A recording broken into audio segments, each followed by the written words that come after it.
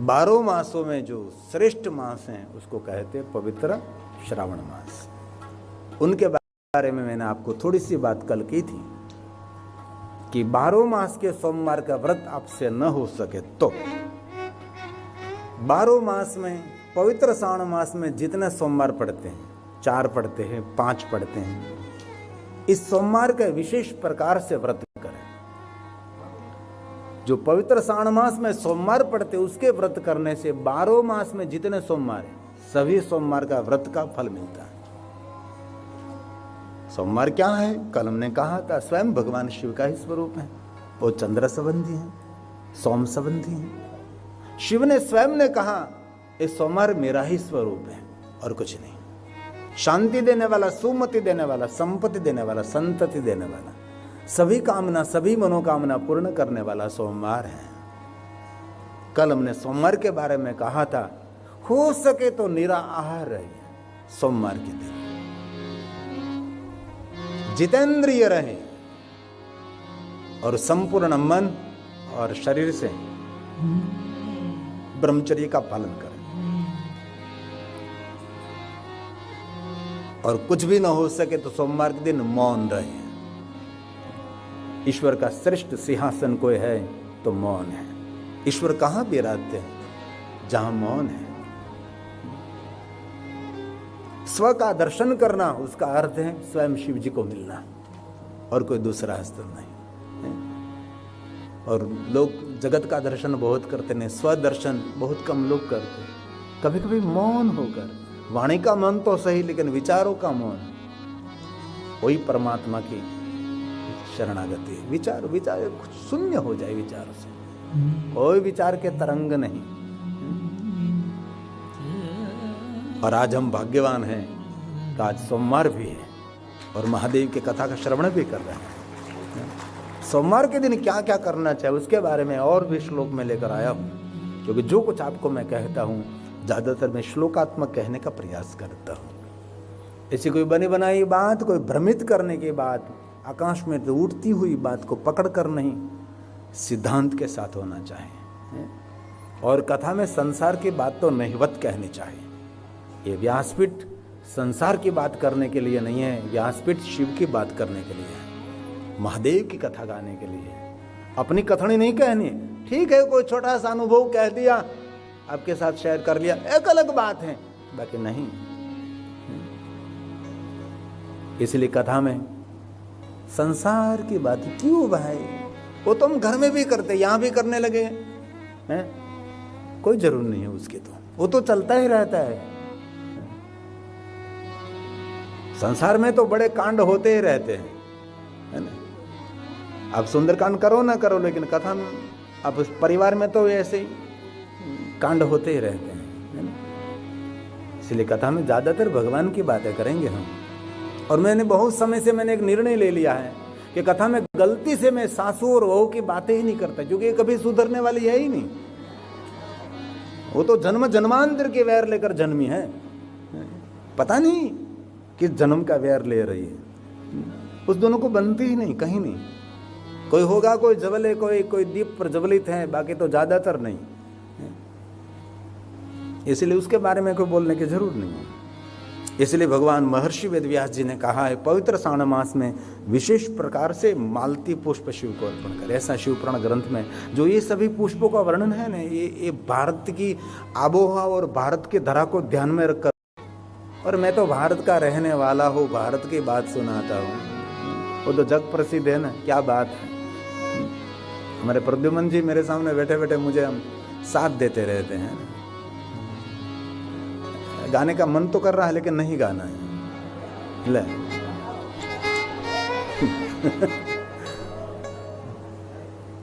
क्योंकि इसमें जो कुछ वर्णन है सब कुछ भारत के वर्णन। एक पंक्ति गा दूं। हे प्रीत जहाँ की रीत सदा, ये हमारा देश भारत देश। हे प्रीत जहाँ की रीत सदा, मैं गीत वहाँ के गाता हूँ। गौरव से कहो। भारत का रहने वाला हूँ, भारत की बात सुनाता हूँ। भारत का रहने वाला हूँ, भारत की बात सुनाता हूँ। ओ, ओ, ओ, ओ,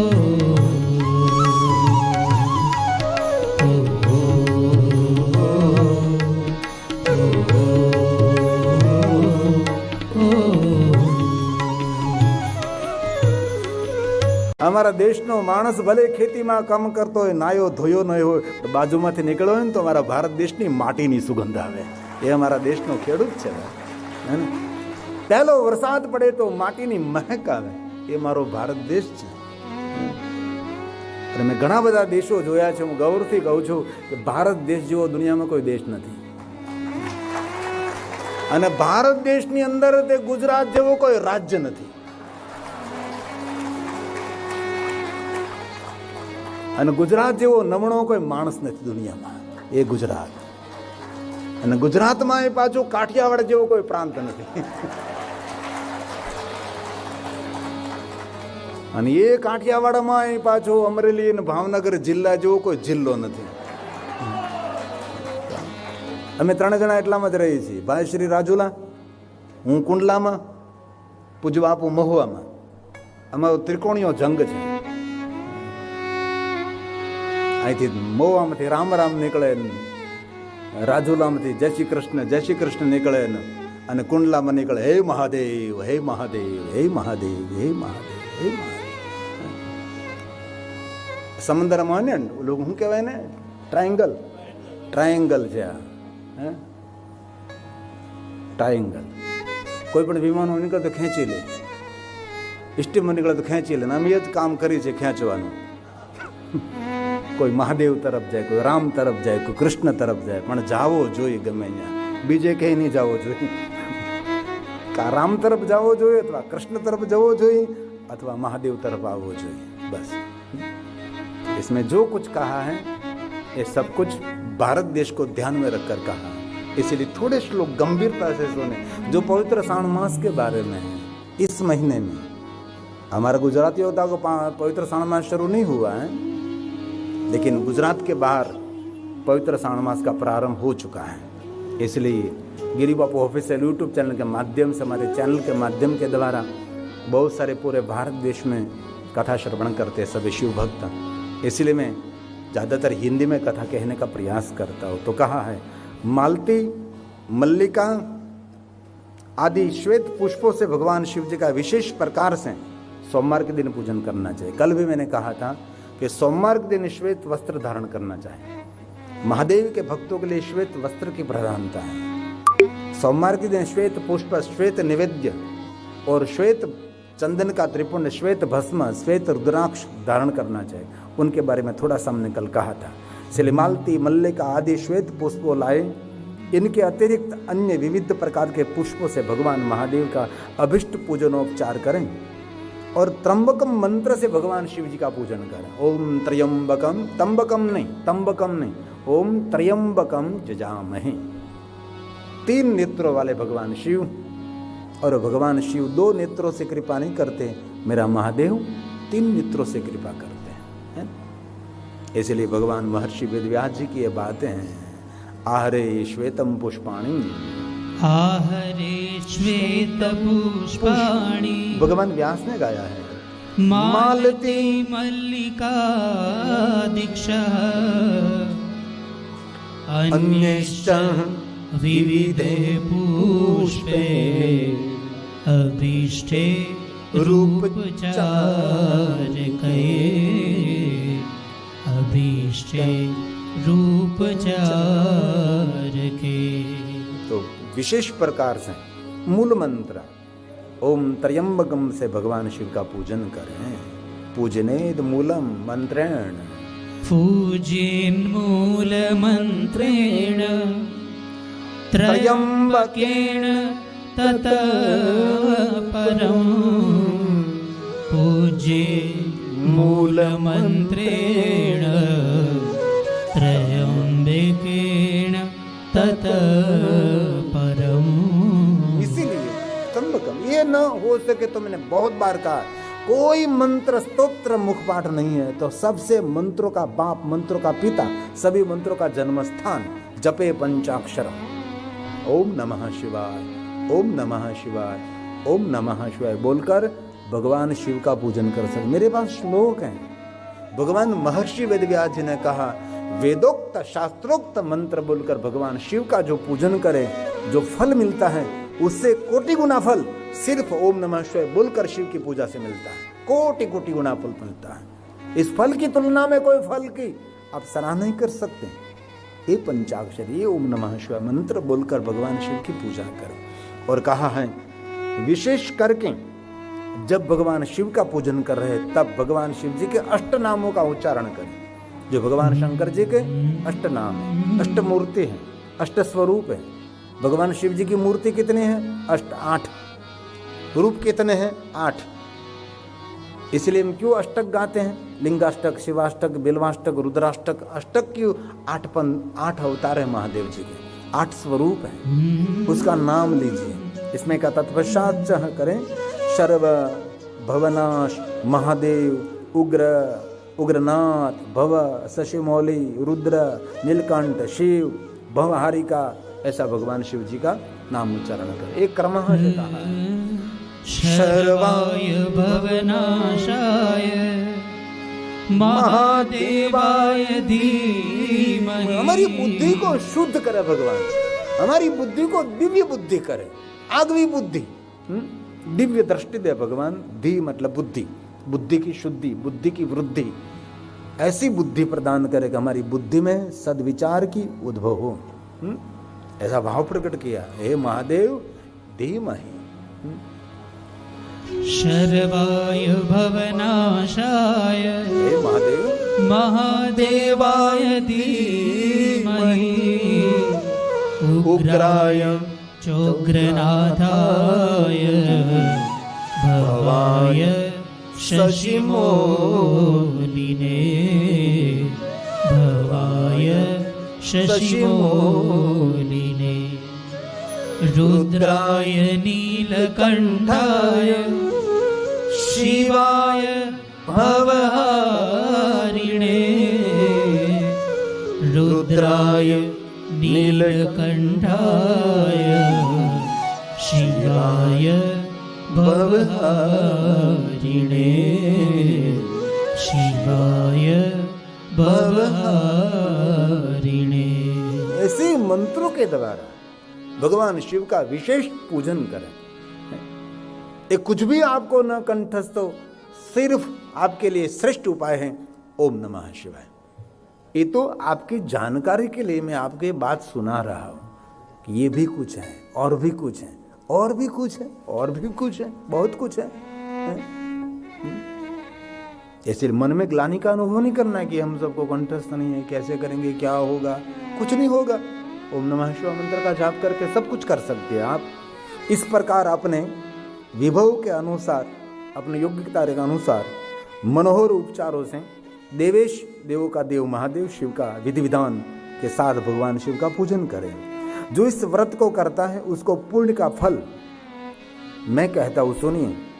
जो लोग सोमवार के दिन पार्वती सहित शिव जी की पूजा करते हैं वो पुनरावृत्ति से रहित हो जाते हैं। पुनरावृत्ति मतलब जन्म और मृत्यु से परे हो जाएगी। उसको क्या मिलेगा? अक्षय लोक, जहाँ क्षय नहीं होता, जहाँ निरंतरता है, जहाँ कोई प्रातः काल नहीं, जहाँ कोई मध्याह्न काल नहीं, जहाँ कोई संध्या काल नहीं, जहाँ कोई भूतकाल नहीं और जहाँ कोई भविष्य भी नहीं, जहाँ निरंतरता है, अक्षय लोक उनको मिलेगा। ये भगवान शिव जी ने वचन दिया है। इसलिए जो सोमवार का व्रत करते हैं, पूरे सावन मास का तो करो तो ठीक है, न हो सके तो सिर्फ सोमवार को पकड़ लीजिए। ये भगवान का वचन है। एवं संपूज्य देवेशं देवों के देव महादेव उपचारेर मनोहरे यथा विभव सारेण अथा शक्ति तस्य पुण्य फलं शृणु। सोमवारे यजन्ते सोमवार पार्वत्या सहितं शिवं पार्वती सहित शंभो ते लभन्त यक्षयालय। शिवालय, देवालय, सचिवालय, अक्षयालय, जहाँ कहीं क्षय नहीं होता। ते लभन्त यक्षयालोका पुनरावृत्ति दुर्लभा। पुनरावृत्ति दुर्लभा।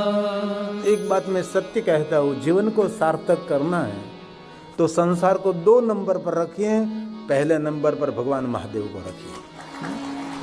लेकिन हम लोगों ने संसार को पहले नंबर पर रख दिया है?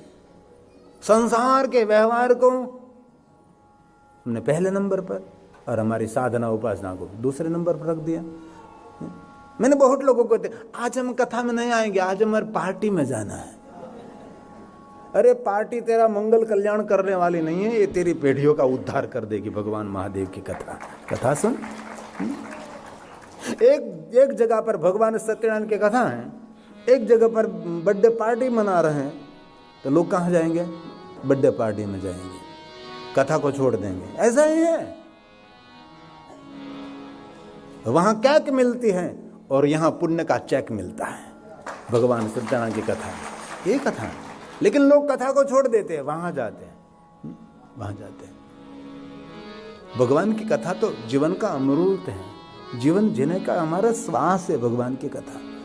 इसलिए जीवन में कथा प्रेमी होना बहुत आवश्यक है। बाकी तो कल कब क्या होगा पता नहीं है? आया जो जग में है, कब पूरा हो जाए पता नहीं। इसलिए जीवन को गंभीरता से देखने का प्रयास करें। धन एकत्र करने में, व्यवहार रखने में, रिश्ता रखने में, ऐसे ही समय बीत जाएगा, पता भी नहीं चलेगा। आंख में आंसू के सिवा और कुछ हाथ में नहीं रहेगा। सबके लिए है, लेकिन बहुत लोगों को मैंने देखा है जीवन के प्रति गंभीरता नहीं है। इसलिए जीवन मिला है, समझने का प्रयास करें, गहराई से, गंभीरता से। पल बीत जाएगी, कुछ भी नहीं रहेगा हाथ में। आया जो जग में कर ले तू सेवा, आया जो जग में कर ले तू सेवा, जाना एक दिन अकेला, भजन तू कर ले शिव का, भजन तू कर ले शिव का, भजन तू कर ले शिव का।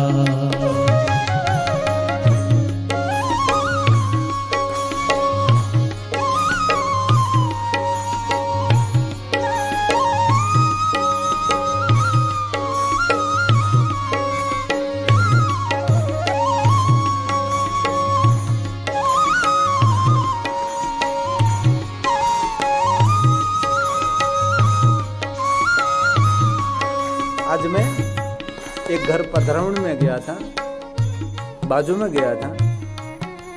शीलाबेन, हमारे शीलाबेन ने, हाँ, अमेरिका से विशेष हमारे कथा उसने आयोजन भी किया था यहाँ प्रजापति में बहुत समय पहले।